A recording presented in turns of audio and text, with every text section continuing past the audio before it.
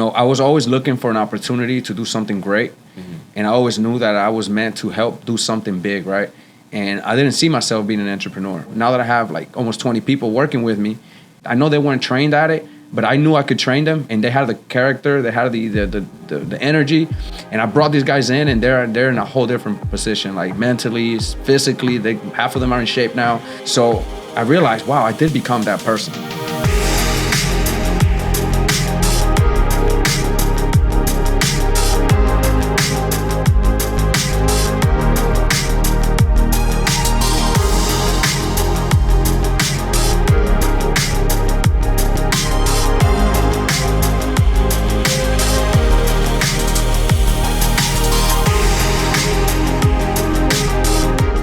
What's up, YouTube? Hey, welcome to the Blue Collar Boardroom. Today we have a special guest. We are talking about how to go from on the job, from selling the job, to seven-figure business owner, and it starts with hiring your first sales rep. See, I teach people that the only thing you need to do to grow your contracting business, doesn't matter if you're a roofer, you're a painter, you sell windows, you need more people selling jobs. And so today, I've got Nelly is Marketing, Nelson Perez. Man, we connected through social media. He's a fellow boxer. We're going to talk about entrepreneurship. We're going to talk about fighting. We're going to talk about the Blue Collar Fight Club. But we're going to talk about hiring Nelson's first seven-figure salesperson. If you're watching this and you have never hired a seven-figure salesperson, even if you're a salesperson yourself, you're going to get some gold nuggets inside this episode. So make sure and like and subscribe and put your comments below about hiring, because we're going to be talking about all that. And we're going to be talking about a special niche that you can add to your home improvement business that you can easily make $600,000 a year. That's what you like to do. And Nelson, what's up, man? Where are you from? Thank you for having me, Lee. I'm doing good, man. I'm from the Dominican Republic. I live in Atlanta, Georgia. And I flew down here today to see you here in Naples, man, having a great time so far. Heck yeah, man. It was only a couple weeks ago. We were at the conference, and I had connected with you on social media. We were starting talking fighting first. What were we talking? So I was seeing your videos, and I saw you put a sparring session where the guy walked in your gym, and he was talking about he had a fight coming up, and you made him look bad. And that was bad. I felt bad, dude. The guy came back to the listen, dude. I'll tell you the story. My boxing coach, he's like, Lee, we got this guy here. It's time. And he's like, this is your time. And I felt bad, but my boxing coach, he was like, he put me up to it, so I'll blame it on him. You got on him, man, and I liked you ever since, man. I said, I like this guy's personality. I saw you were dropping your hands. And I said, bro, that's when I messaged you. I said, bro, you got to keep your hands up and move your head after every punch. Yeah. And that was it, man. And like months later, I saw your documentary where you had the Fight Club, where you fought. Loved it, man. I've seen your ads, seen you on the roof. I said, I like that guy. And I saw you had the event coming, and that's when I reached out, man, and said, okay, I got to come out there. That's what it's all about, man. Kind of a transformation. You say you like doing what you do with you do epoxy coatings? Yep, epoxy coatings.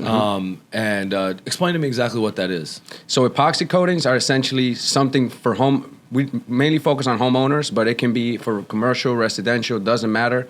Coatings for your floor. Way more durable than any other flooring option, way more customized. It's a better looking floor, more durable than anything out there. I've had it in my last two garages. I think it's a great product. Where else do you put it?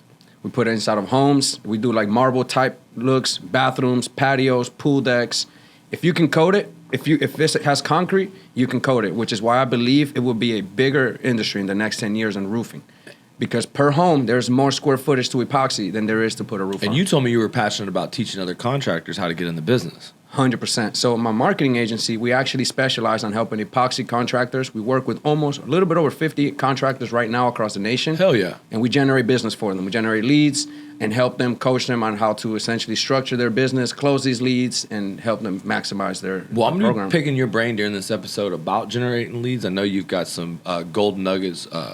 But first and foremost, I kind of want to hear about where, you kind of told me that you came from, very tough background, and, I always help, people understand that those are the best stories. And so let us know a little bit about your story. So, I was born in the Dominican Republic back in 1990, and I grew up in a very poor, I was poor growing up. We lived with my grandparents. We were living with one grandmother for the first 4 years of my life, then the next grandmother for the next 4 years of my life. My dad didn't really have anything going on out there. He was a farmer, a failed farmer. He inherited some acreages, and when his father died, basically the business went down. Oh, man. And he moved. He was living in the USA. He moved down there and tried to keep it running and surviving. And I was living down there at the time. He was here without us. And that didn't work out, man, and we were struggling. And my father realized he wanted a better opportunity for us. Where I'm from, if you're not part of the government, if you're not well connected or you don't know people, it's very hard to create an opportunity for yourself. Mm-hmm. And to us in the Dominican Republic, we see America as like, this is the place where you can create an opportunity for yourself, and the place where if you're willing to work hard and just put excuses aside, you can accomplish something. So my dad sacrificed it all. He moved down here. He basically left everything, no English, no nothing. We moved to New York, rented a one-bedroom apartment. We had me and my brother on a bunk bed in the top. My parents were at the bottom, and living paycheck to paycheck, man. My dad was being a cab driver, driving trucks on the weekends and trying to figure out a way to make it happen. From there, he became a full-time truck driver, but he always instilled in us the working hard, we didn't come here to waste our time. Like, if you're out here, you got to do something. And I always grew up, I wouldn't say that pressure, but that pressure, I was always the oldest too. I have 3 siblings, and I was the example. So it's like, I have to make... They want you to go to college? They wanted me to go to college. I did go to college. I get out of school, didn't use the degree at all. Honestly, didn't like what I went to college at the time. And it wasn't even my focus, man, honestly. And I started getting into sales. And what was the first sales job? First sales job, AT&T, sales rep, man. Oh, nice. First month coming in, I knew nothing about sales. I just had the attitude. I literally walked in and said, hey, man, I want to work. And he gave me a job. And it was at a small little retail store. So I wasn't making much commission, but I was the number one guy there. And I felt like I had too much potential for that location. So I literally... You felt like you were outperforming your pay. 100%. And you weren't being paid per performance. 100%, man. Then they started something where if you didn't meet certain criteria, you don't get commission. Well, the store didn't have enough volume for us to hit that. So I figured it's time for me to move. I went to a corporate store, knocked on their door and said, hey, guys, I'm already selling at a retail store. I'm ready to sell. The guy liked me so much. He said, we're not hiring right now, but we will be in 2 weeks. I'm going to text you when the application opens, and I'll let you know. He did that. I showed up, man. I started February 3rd. And that first month, I was the number one producer, 2 months behind, and I was the entire time I was there. So that was my first taste into sales, into knowing that I can control how much I do, if I'm a top performer or not, and I can basically control what I get back. And I was on it, man. I was sold on it. How'd you get into construction sales? So it all links together, right? So from there, I started selling toilets. I was selling $10,000 toilets and $20,000 $10,000 short toilets? In Latin America, right? Okay. It's all price-driven, and I was having to sell these toilets that are like 30 times more expensive than the standard toilet. $10,000 toilet. What do you get with that? You get gold sprayed in your butt or what? You get an electronic bidet. It cleans itself. It washes you. Damn. It keeps That's Pablo Escobar's toilet? Yeah, man. It has lights on it. Good stuff, man. So was doing that, and I was actually helping them. I was helping distributors buy product from the company and helping them sell them to their clients. So I figured, man, I'm really good at this, and I really like it. But I felt capped again. So I said, okay, how can I do this at a bigger level? And I literally hired a digital marketing coach for a year and a half. I started paying this guy every month from my salary. Who was it?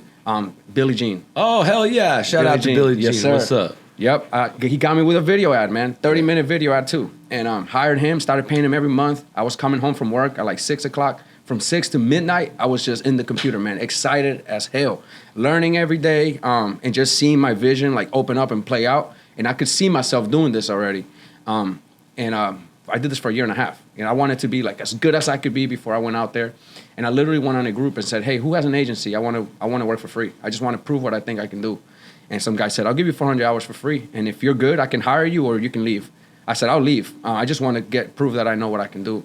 400 hours later, he fired his whole team, hired me. He said, I'm subcontracting all my clients to you. You're way better than my team. And I quit my job, man. And that was when I basically launched into the marketing agency. Nice. 3 years ago. From there, I would say our 15th client, our first Epoxy client came to us. We were building custom systems, CRM, funnels, ads, all of that. And they said, hey, man, can you build me a custom system for my Epoxy business? At the time, I didn't know what Epoxy was. I'm like, I don't even think this is going to work. I've never seen that. But we had a process that we followed that we knew worked if it applied properly. This company made $250,000 in 6 weeks, right? With a $3,000 budget. I was blown away, like, holy shit, like, how did this happen? So that's when I knew we had something special. Nice. We put a name on it, Coatings on Demand, and we started going after epoxy guys. After working with over like 35 of them, one of my clients who was doing really good in West Palm said, hey man, I'm getting out of the business. I'm going into the metaverse. That's why he's doing something completely different. He basically said, I'm working for pennies right now. I'm selling this company. And I love the industry. I love the people. I love the product. I loved everything about it. And I thought to myself, man, this is an opportunity right here. I was generating the leads at like $15 a lead, closing 1 out of 4. He was, as a terrible sales guy who didn't put much effort into it. So I said, I already know what I can do out there. So I called my brother. I said, hey man, I got this opportunity. He said, fly me down there tomorrow. And I put him on a plane. Next day, he showed up to a job and hasn't stopped working since, man. Oh, nice. And that's how I got into epoxy business. Got into marketing. A client of mine was selling the business. I bought it from him. And now I'm in. Hey, risk is a down payment for success. You know how to generate the leads. What's your lead generation secret? How are you getting the $15 leads? So basically, we understand people buy for different reasons, right? Yep. So we use different angles on the copy, and we build the process into those angles to separate our clients or our contractors. What are some of the reasons people do the coatings? So one reason, they want to improve the value of their home. Another reason, they want to turn their garage into a usable space, something that they can put a couch on and turn into a man cave. Another thing, they want to get rid of tiles, all those lines, and they want a floor that's seamless, that looks like marble, but it's a much cheaper option. So those are usually the reasons. Some want to just keep up with the Jonases. So we write all of those angles on there. We use different pictures, up close, texture, far away, before and after. We use videos of jobs explaining the process, and we basically run all of these targeted to an area that our clients cover. We cut out the fat, meaning that copies that underperform, images that underperform get cut out. We add more of the muscle, and we can essentially dial it down where we're getting a high quality lead at the lowest cost possible. And on average around the country, $10 to $30 a lead. That's beautiful, man. And so, man, you're at a point now with so many leads, so many things. You come to the Blue Collar Conference. Yeah. Where's the struggle? Where's the brick wall you need to get to the next step? Brick wall, I need sales reps. Okay. I am doing part-time selling I do the marketing side. I have 13 guys working with me there, so I'm not needed there all day long. So all my free time, I'm basically selling, man. The afternoons, I'm in West Palm Beach. Because you got a high closing rate. I got a high closing rate. I close like 8 out of 10 of these leads. When I'm out there, 8 or 10 of the estimates, not leads. Nice. And somebody has to do it. So I'm basically in selling now and needs that's kind of got you a little bit trapped in the job of your business, even though you're making the most money in business. It's great. You're 100%. Chasing, because sometimes what is the highest paying job in the business is still not the best job for the entrepreneur. It's hard, isn't it? I agree, man. I look at it as like I have all of this going on, and then I get sucked into one position. Yes. And they're like, okay, now all this is like, so it's like I need to definitely get out from selling. But you do have a successful case study. Your brother. 100%. So talk to me about his success selling your leads. So my brother, so far, I'm training him now to actually sell. Last week, he did 2 estimates. He closed both of them. Oh, no. Wow. Yeah. This is first 2? First 2, man. Holy shit. I literally took him with me before I left to Atlanta last week. I said, bro, nice. Follow me. I did your little method of putting you in the truck. Let's go. I sent him with me. He said, let's do it. And he got so excited, he almost tried to take the sale from me. I said, bro, listen to me. Come on, man. Watch me do this. Come on, little papi. And he said, bro, I can sell this all day long because he installs a floor. He knows the product in and out. Knows it. He's confident in it. Yeah. And he's so detailed that he knows no one's better than him. See, it's funny. It's such a simple shift. You invest in the training, and the first thing is you have your brother follow you as you sell. And now, as he sells 5 on his own, you have your first salesman. He'll be able to do a video about how good your leads are and easy they are to sell. And you'll be able to talk about your story and your journey. And then when someone's coming into your business, they'll hear about how awesome it is to come to work because you're awesome leads and your awesome product and your awesome service. And so because you've got this home ticket high service that's really in high demand, what would a salesman make? How would they get paid? So on average in the industry, salesmen make anywhere from 6 to 8% of the job. You're looking at someone that can run 4 estimates a day, which is easy. You're looking at $100,000 to $150,000 a year. Nice, and a lot of fun too. You said one keyword: transformation. Why do you? What is that? Why do you key into that? And when you're doing the job, why do you like that part? I like because it's almost like imagine if you're a woman, right, and you want a surgery that makes you more beautiful. It's like when you're done, it's something new. It's a complete transformation. Mm-hmm. It's not like a roof where it's like you need a roof, right? So a roof, an epoxy floor is something that you want, something that completely changes the look and feel of a space. And if it changes the look and feel, it may change the personality. And if it changes the personality, then it might change your personal reality. And sometimes, like when somebody feels confident about their life, when they feel confident about how they look, it just changes everything around them. And that, you know, that in and of themselves is the one thing it kind of unlocks, you know, that like true happiness. 100%. I never thought about that, Lee. And so, you know, you're talking about making people interested in buying your advertising campaigns. One thing Billy says is people buy when the emotion is greater than the resistance. And then you got to educate, and then you got to entertain, and then you got to execute.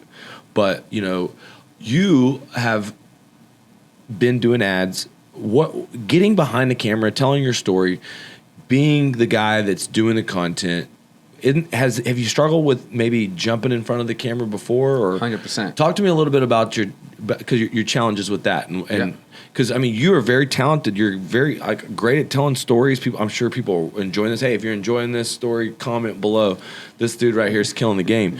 But talk to him a little bit about your fears about going on camera and stuff. So, you know, when I was in your conference, man, you said something that struck me, and it was, if you're worried about what haters are gonna say, sign me a check right now, right?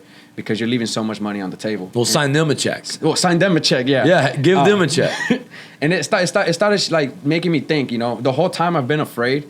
I've always, like, my dad grew up telling me to be this modest guy. You don't have to talk about things. Like, people are just going to see what's real, and they'll find out when the moment gets real, and, like, you don't have to tell the world anything. So I grew up with these notion, like, these mindset that I don't need, like, I just need to always be reserved and hold back.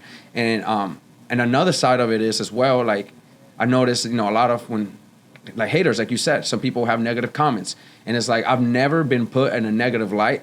And I've always strived to, like, protect my reputation and protect what others think about me and things like that. So it's scary, man. It's scary to, like, put myself out there. Yeah, because as a fighter, if someone was to talk shit, let's go out and fight about it. Exactly. It's like there's not much to talk. It's like we can just get in the ring and find out. Yeah. And it's kind of, I got to get rid of that mindset. Yeah. And I got to get rid of those fears of, well, what if, you know, what? Well, and I like to fight too, but here's the deal. I just take it as a contest, an extension of a workout and a personal development exercise. I enjoy getting hit. Like, I mean, don't really enjoy it. You enjoy getting hit? But you're going to get hit in boxing. Yeah. And at first, I used to get pissed every time I would get hit.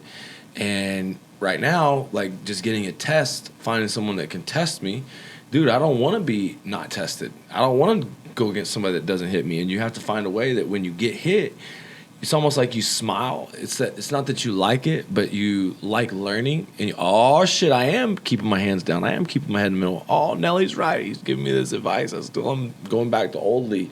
Sometimes getting hit's the only way you learn. But my point is like we get afraid of getting hit, but getting afraid that's the only way we get better. And so even if someone gives me criticism, here's the truth. I try to learn from. I don't want to take anything serious, like I got tough skin, but also I want to be aware, and you know, I want to be truthful and genuine. And the reality is like when you go in there and box, you said something before you got here. You said somebody's getting knocked out. Yeah, meaning you don't know if it's going to be you. Yeah, you don't care. Yeah, you accepted the worst case scenario, going into the ring and getting embarrassed in front of a crowd, and you're okay with that. Yeah. I had to work through that years ago, but 100%. But because why? Because I don't care. It's like I know you want to compete, right? As long as I give it my best, and I'm proud of myself, somebody has to get stopped. And if you stop me, you deserve the respect because I know how hard I go. And if you were able to do it, then I have to respect you. So it's okay, man. It's like I'll live, you know. Yeah. And I'll learn from it, essentially. Yeah. So it's the same concept. You know, our biggest haters can motivate us. They can give us that fuel. You can love them. You can say, "Man, I love that you talk all that shit about me. I love that you," and you know, you can look at it and you can bottle it. You can create locker room, that Tom Brady material where you put it up in the locker room type shit. You know what I'm saying? Mm-hmm, in your head. You know, you look for it. Once you start looking for it, that's once you start looking for locker room material to motivate yourself, that's when you're taking the other side of it. And see, for me, that's why I want to create Blue Collar Fight Club, because I did want to give a lot of place where the ring would settle it, because I'm like you. You know, I wanted to be prepared for the fight for my American dream. I didn't want to be taken out by COVID. I started working out. I got addicted to the adrenaline rush of cardio, and I wanted to look good and be in shape as I grow old. And I wanted to honestly be a good example of my son not being a bitch snowflake. I think there's a bunch of entitled, soft people in the world. What do you think about this? Do you think there's a bunch of soft people? I agree, man. I think there's an epidemic of soft people. Me and my brother were talking about it. Tell me Me about and my it. wife were talking about it, Tell man. them. Just people that lack like the grittiness and just the decision making to just do something, and not let it hold them back. So I agree with you, man. And honestly, I'll be real. I had questions about myself. Okay. Because I grew up entitled. I grew up privileged. I had an opportunity, and I ran with it, and I've had a lot of hard stuff, obstacles. I've been in holes. I've put myself in. I've won and lost, and it's been a long journey, okay? But that doesn't mean that I'm not grateful that I've had privilege. So I want to know, like, life or death, how am I going to respond? Like, because I felt like whenever there was protests, who knows, there's a percentage of a chance that there could be, whether it's some sort of, now this is crazy, I'm not saying this is real, but if there's a slight bit of chance, I want to be prepared for it. I'm with you. If there's 1% chance of civil war, I want to be prepared for it. If there's 1% chance that someone's going to confront me in some sort of a confrontation from the, you know, whether you talk shit about me and you say you're going to beat me up. Look, if I got multiple people online that want to be hated, I feel like if I don't know how to defend myself, that's going to not allow me to be confident and walk everywhere I want to walk. I felt like a bitch, to be honest with you, in certain situations. No, I can understand. You know, because if you put yourself out there in a world like we're in, where people talk a lot of shit, so I almost felt like I owed it to myself to level up. And, you know, that's why, you know, I guess a lot of it is fear is how people operate. Sometimes I operate out of fear too, and I want people to fear me, which is a real kind of immature thought. You know, I got to get out of thinking like that too. Yeah. You know what I mean? Because I want to get them back. But I also want to say, if you want to talk shit about me online, we can go get Pull up to the blue collar market. and so Love it. Yeah. you were more motivated by the Fight Club. What did you see? What was it? What were you? Tell me about that fight. You were watching the fight, okay? As a boxer. Yeah. You saw old boy hit him with a jab. What were you thinking? Yeah. Which fight are you referring to? The last one, the heavyweight fight. The heavyweight fight. Oh man. I saw that fight and I could tell it was intense from the beginning. But as soon as the fight started and I saw the one guy that got stopped, the way he was throwing his jab and how the other guy was so meticulous and just watching him and looking for that opening, and he was very relaxed. I said, "Oh God, this doesn't look good." And I predicted, like, it's probably not going to go past this round, and that's what happened, man. Poor guy, man. And more importantly, old boy came out front with the painter versus roofer. You didn't predict that, did you? Old boy with this wild shit. Not at all. I saw the roofer was wide open for a counter shot, but I didn't think the painter was looking for it because he was kind of like thrown in the tornado. Yeah. But he found it, man, and he landed it, and that was a good shot, man. So was it motivating? Did it make you want to get in there and train? Oh, 100%, man. I miss it. It's been like 4 years since I last fought. Yeah. My training has been spotty the whole time after that because I've been doing business and all of that, and it put a fire in me, man. Like, I need to get back to this, and I love this. I love the crowd. We're gonna do an event in Atlanta. Yeah, boy, you better get ready, dog. When's that? I don't know. Coming soon. I told my coach. He said, "We're ready. We're ready. You better get ready, dog." So I know you'll probably try to find a killer. No, I already had somebody step up and say they wanted to fight me in Houston. Yeah. I don't know if he's for real or not. We're locking down the terms on that, but we're gonna do a tour. It's gonna go like Houston, Atlanta. We're gonna do the Panhandle.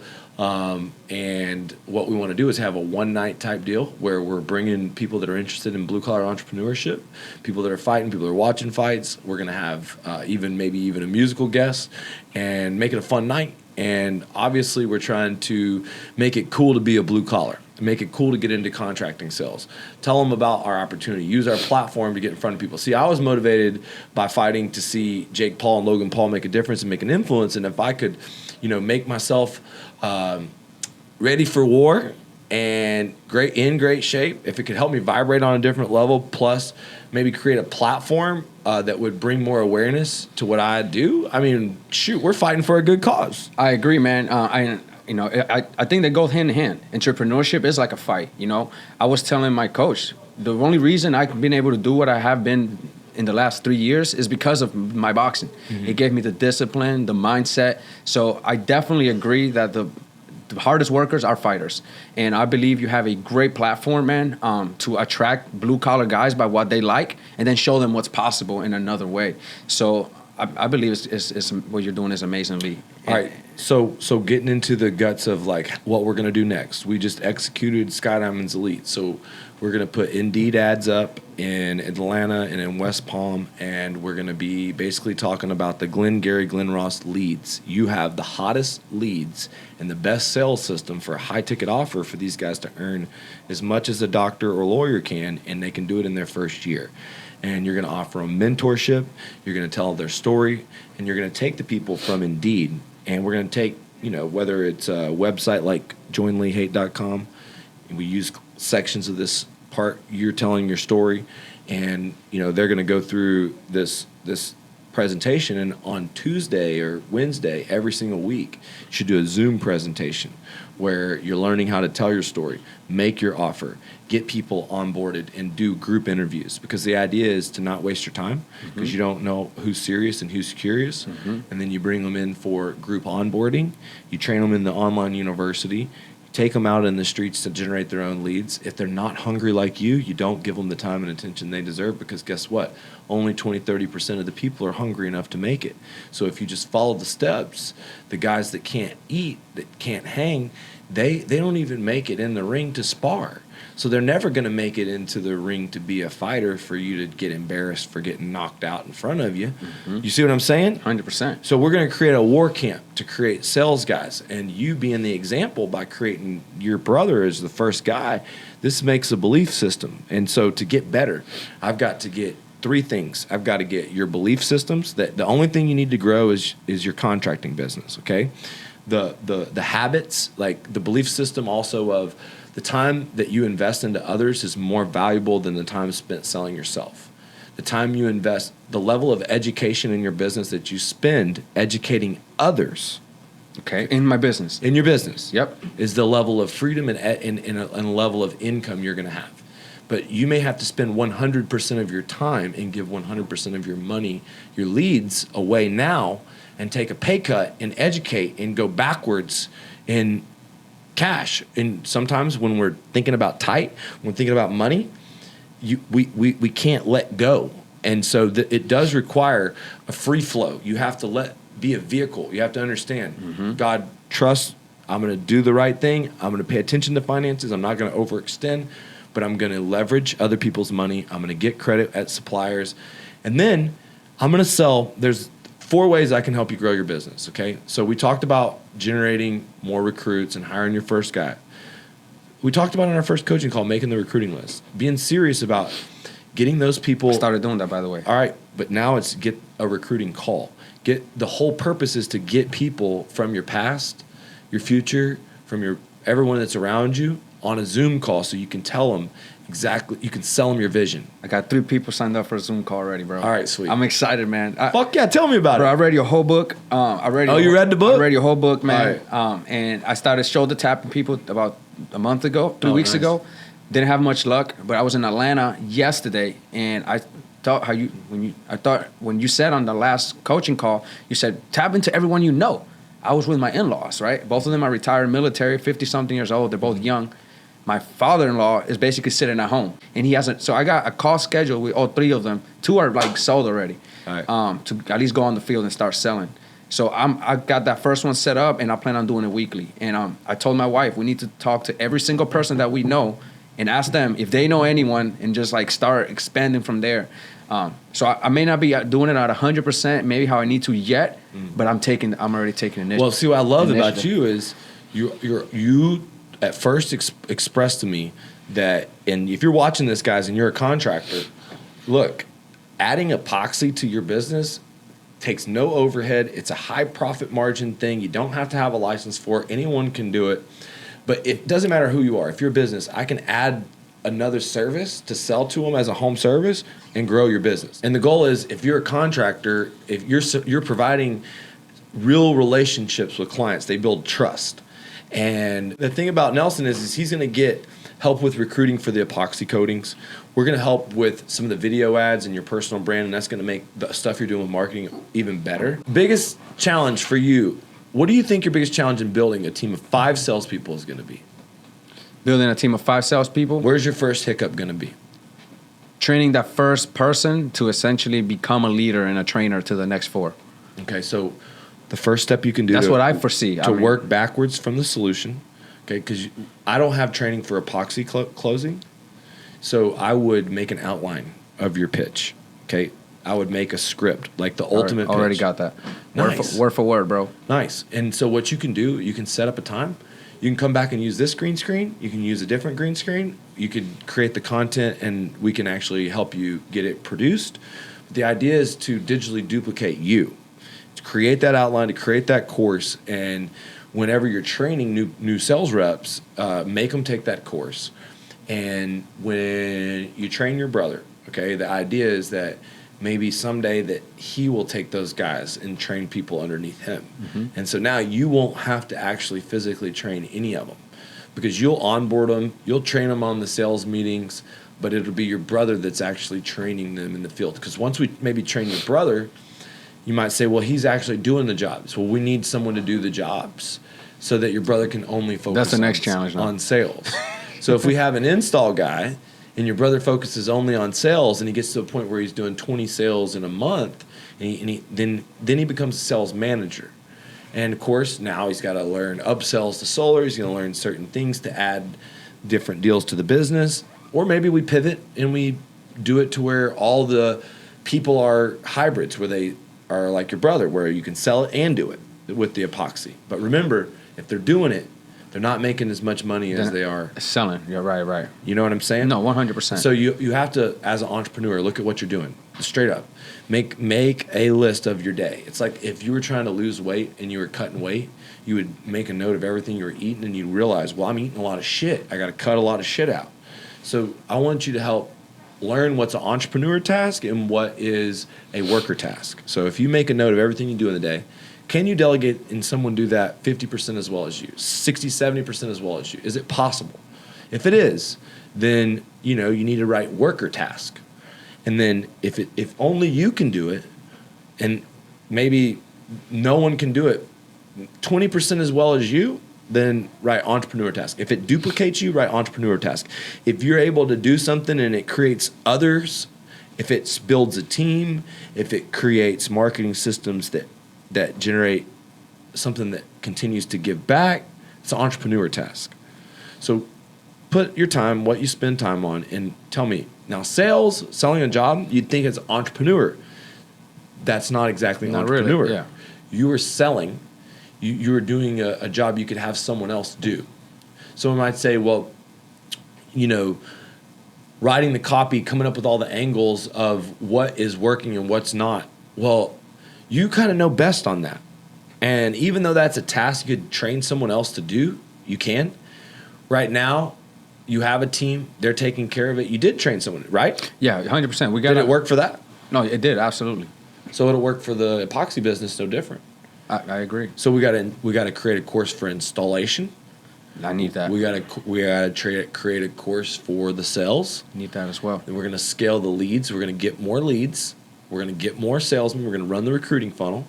Operations-wise, organization, do you run with spreadsheets? You got a CRM? Are you good at all this stuff, and that's why you have a hard time letting go? So we do it all. We have a CRM. We have a call center in-house that calls our leads. They set the appointments, pre-qualify them. We have a project management tool where we see like what projects are for the day, what materials are being used. We have our lead installer that knows how to operate it. Like everything's running. Like the whole operation runs, man. We're systemized. I can print out reports. I just don't have the sales guy on the epoxy side. But the whole operation is pretty much dialed in. Now, we talked a lot about the good things in business and in fighting and in entrepreneurship. What about any losses? Any big things that you felt like were a true gut punch that you had to try and build back from, or any brick walls that you've had to face so far in your journey? So, yeah, I don't know if it's such of a brick wall, but I would say so. You know, I was always looking for an opportunity to do something great, and I always knew that I was meant to help do something big, right? And I didn't see myself being an entrepreneur. But I remember hitting mitts with my coach like 5 years ago, and I said, Coach, I need somebody to come to me and tell me, yo, I have this opportunity. I'm going to teach you this one thing, and you're going to be my right-hand guy, and you're going to help me take this to the moon. Whatever that is, I just want to feel that involved. There's the recruiting pitch. You already knew the recruiting pitch? That's a badass shoulder. Bro, I was mad, too. I was mad because my coach was like, I was hitting mids, and I was frustrated because I had a job, and I wanted something more. And he said, Champ, you're not going to find that guy. I said, why? He said, because you are that guy. And I'm like, what the hell is this guy talking about? That's what I told myself at the time. And I kept hitting mids, and I just disregarded it and dismissed it. And I realized later on that no one was going to come give me that opportunity. And that's when I started thinking, and I hired the coach that I told you. And then I thought about this a year ago, now that I have like almost 20 people working with me. And a lot of these guys have changed their lives, man. Some of these guys are guys that I know for years. Like, you're recruiting people, and I know their potential. I know they weren't trained at it, but I knew I could train them, and they had the character, they had the energy, and I brought these guys in, and they're in a whole different position, like mentally, physically. Half of them are in shape now. They're like trying to do big things. So I realized, wow, I did become that person, and I didn't realize that throughout the years I was just like caught up in the whole process of it, and then next thing you know, I realized like, wow, what my coach told me 4 years ago has happened to this point. I would say that was it, man. Just looking. I didn't have anyone teach me anything. I didn't have anyone tell me like, oh, let me show you how to get started. It was nothing like that. I just had the desire, and I had to figure it out, man. And First step after you had that desire, though, was to reach out to a coach. I didn't know anyone, so I had to pay someone at the time. Like, I didn't have an uncle that was an entrepreneur. My dad wasn't an entrepreneur. No one could teach me anything that was in my circle. So I was just like in my circle looking for ways to gain. Talk about your marketing results and your business and what you've been able to do since that moment. So since that moment, man, I mean, we're a 7-figure agency now. We're on track to do about $600,000 on the epoxy business. Only reason I'm limited is because of the one truck and the sales guy. We can take that like past. If we had sales guys and then one more truck, everything's there, bro. Like, I just need the manpower. You got a blue collar opportunity factory. 100%, man. And we all do. Epoxy is just now starting, and it will be an industry just as big as roofing, like I said earlier. So how can they get in touch with you on the Epoxy on Demand stuff? Go to coatingsondemand.com. Nellius Marketing is the name of my agency. You can Google us. How can they find you on Instagram? On Instagram, Coatings on Demand. On Facebook, Nelson Perez. Nelson Perez on Facebook. You'll see me there. I'm with Nellius Marketing. Instagram, I don't have a personal Instagram account. That's how bad I am with social media. Nice. Bro. No, you're good. We're getting started with I need to get started with one. Hey, but you think there's this moment in when you're working out and you're having this visualization and you're anchoring it in with hard work, like that moment when he was telling you that you're the guy. You're at a peak moment when you're hitting pads. You're like freaking like, it's almost like there's an adrenaline dump. Not really like when you're fighting, but sort of like you're in a flow. You're in a flow. You're in a flow state, right? Mm-hmm. Having, your dreams while you're in a flow state. Do you think there's anything to anchoring things into the? You think boxing, like, because for me, when I started these super hard workouts, and it would help me like have better meditations or even have better energy in my belief in my moments. 1,000%, man. I thank boxing for me being able to do what I've done so far. When you're pushing yourself that hard, you learn about yourself. You push yourself past comfort zones. Anytime you spar, if you're sparring anyone that you're not familiar with, it's uncomfortable. It's not like a fight, but it's uncomfortable because you never know what could happen either. A fight's uncomfortable. It forces you to be honest with yourself. It forces you to say, you know what? I am 2 pounds overweight, or I I am slacking on my run, and this guy is not. This guy he's going hard, and I don't know if he is, but that's what I'm thinking. So it forces you to just be the best version of yourself. It forces you to create peace in your personal life. It forces you to eat clean. It forces you to sleep well. It basically gives you the path to create better habits in your life, and then those better habits start bleeding into everything in your life. The philosophies of life that I started developing, like don't quit, like work hard till you die if you have to, like just being honest with yourself. Those things carry into business. And I remember when I was studying and learning from the coach, and it was 12 at night, 1 a.m, and I'm looking at the screen, knowing that I had to get up at 5 the next day, and my brain was hurting because I was literally tired. And I told myself, this is the moment right here where I got to just focus, slow down a little bit just to keep going, but focus and just stay focused and keep going. Because this is what's going to separate and create that line for me. And that came from boxing. Right when I felt like breaking down, and my coach would tell me, nope, we got one more round.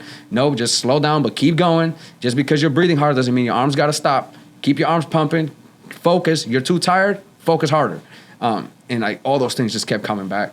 So I think it's connected, man. I think, and one thing I'm realizing, the best entrepreneurs, they have some kind of background, whether it's military, fighting, or just being put in positions where they weren't comfortable and they were forced to become better. Kevin O'Leary says that he won't hire or invest into workaholics. He likes people that have hobbies. So it's not just fighting. It could be something that you continue to master.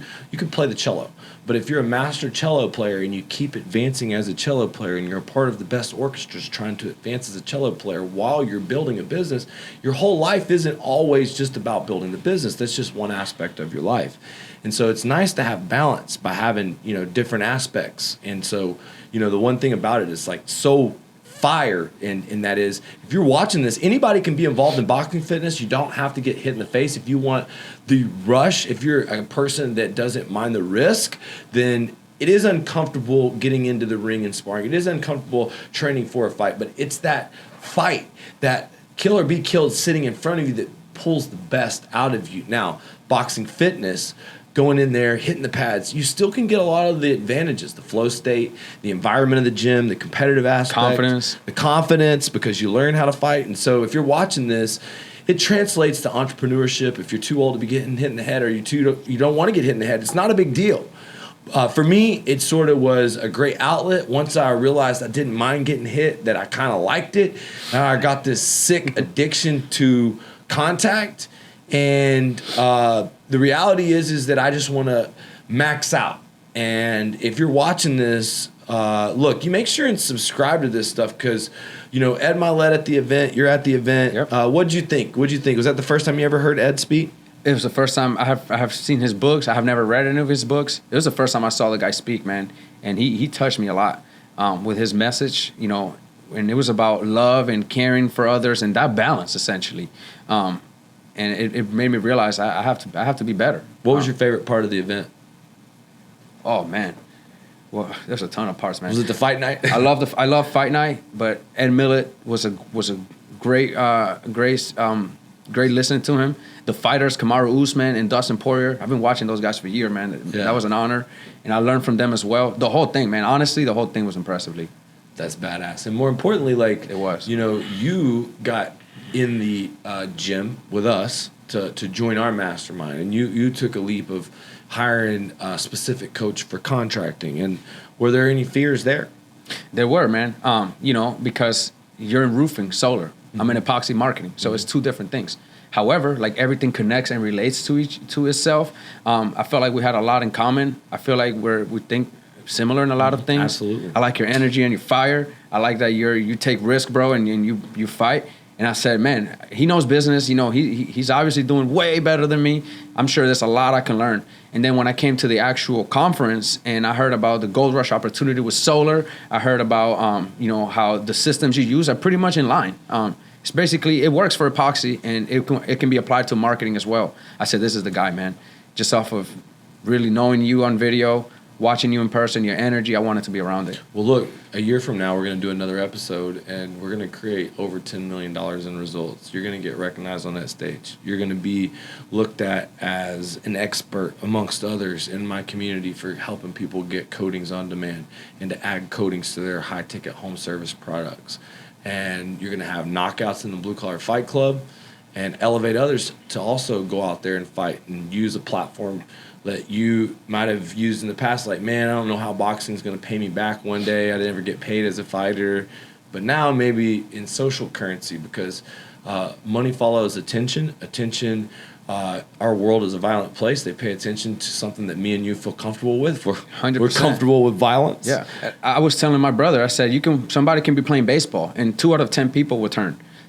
Somebody can be playing soccer, 3 out of 10 people will turn. But when someone's fighting, everybody turns. You know? Everybody likes to at least watch it. That's right. So, yeah, for sure, man. And it's an honor to me to be able to have that to work towards, you know.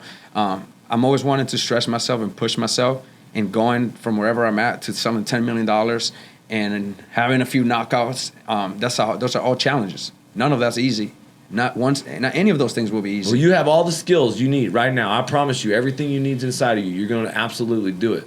100%. And, this has been a fun episode, guys. If you've enjoyed this episode, make sure and drop some comments below for Nelson. If you want to get into coatings business, if you want more information, make sure and hit him up. He's got one hell of a story. Where else can they find you? Give them one more time where they plug there. Nelson Perez on Facebook, coatingsondemand.com, or Nellius Marketing on Google. Those are the best. I'll be better with my personal social media starting soon, but hell yeah, brother. This was an awesome podcast, guys. All right, till next time, we'll see you. Blue Collar Boardroom out.